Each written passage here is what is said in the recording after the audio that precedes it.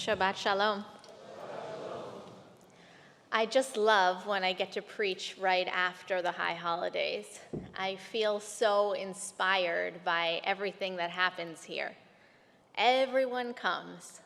Everyone is here together, and I just see our fullest expression of community. I see younger people standing up for older people who need a chair. I see friends greeting each other who have been apart all summer.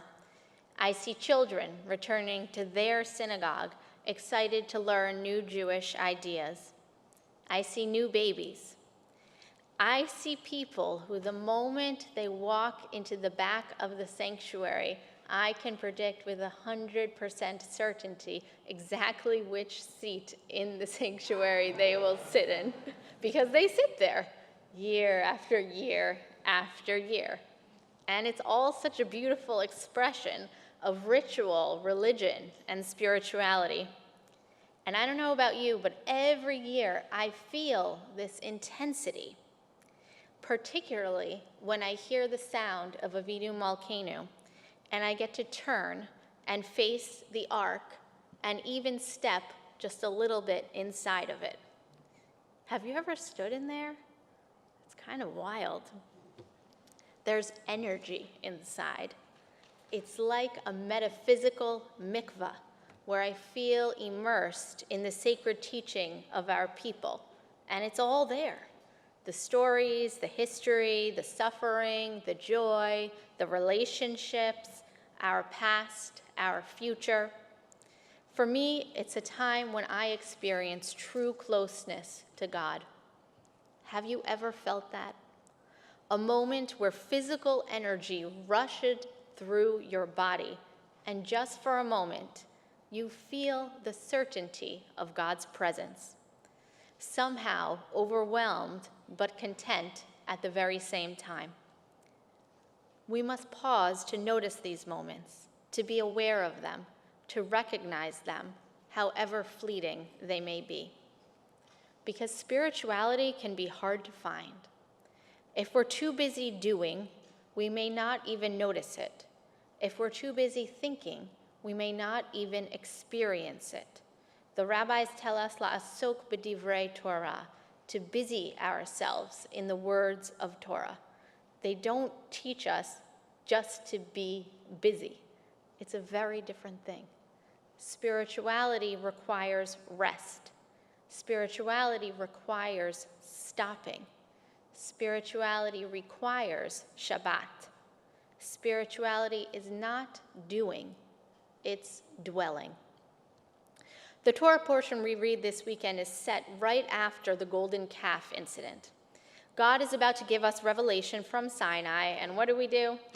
Build a statue of a baby cow made of metal to calm our infantile theological anxieties. God redeemed us from Egypt, and we betrayed God. And God is furious with us, telling Moses that there will now be a divine distance between God and the Israelites.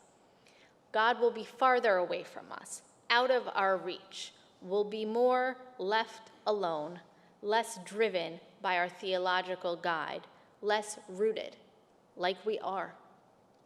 And Moses is desperate. He's leading this unruly, undeveloped group of former slaves to some faraway land, and he knows he can't do it without God. So Moses prays, and he negotiates a little. God offers him this.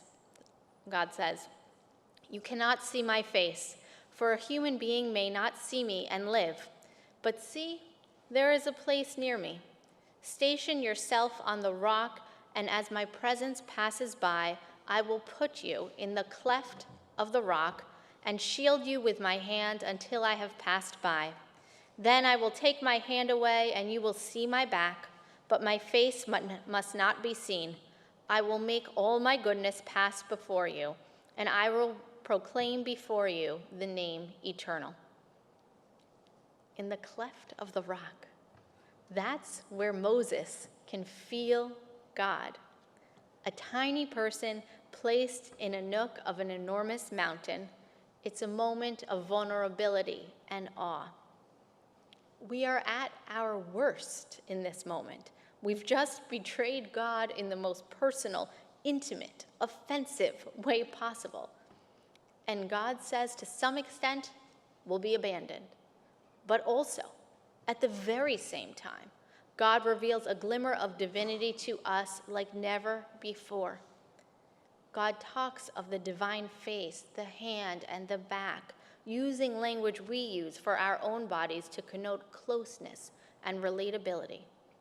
At our worst moments, our times of greatest desperation, God can be most present.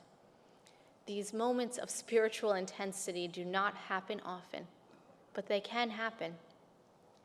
On Yom Kippur, we list all the ways we are not like God, all of the things we've done wrong. We've been dishonest or disloyal, we've cheated, we've lied, we haven't done our best. We collectively confess that we are not like God. And yet, at the height of our spiritual vulnerability, we often feel the intensity of God's presence in those very same moments. The tension between transcendence and immanence is where Jewish spirituality thrives. God is most high, but also somehow very close. It's a spiritual paradox in which we are blessed to dwell. Tomorrow evening, Cantor Singer and I are officiating a wedding together.